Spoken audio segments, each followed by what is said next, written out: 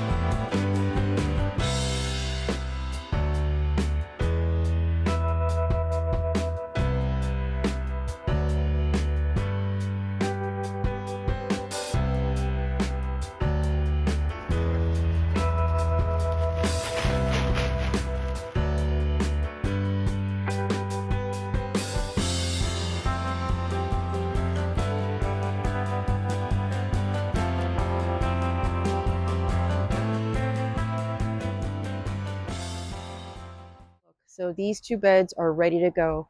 I amended them with some topsoil and mushroom compost. Had a little bit of crab and lobster shell meal to put in there. Not too much left on the last bed, but that's okay.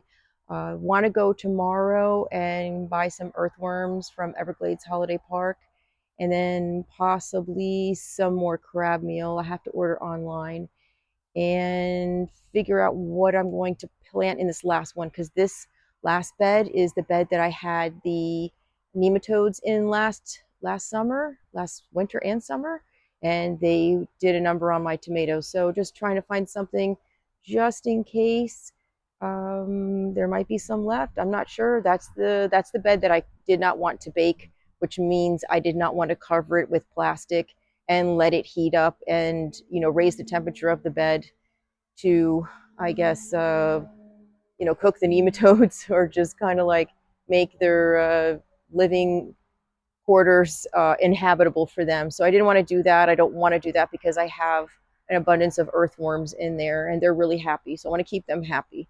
So that being said, might go shopping tomorrow and go ahead and finish these beds up. And then I'm going to figure out what I'm going to plant in that one. This one, not sure either.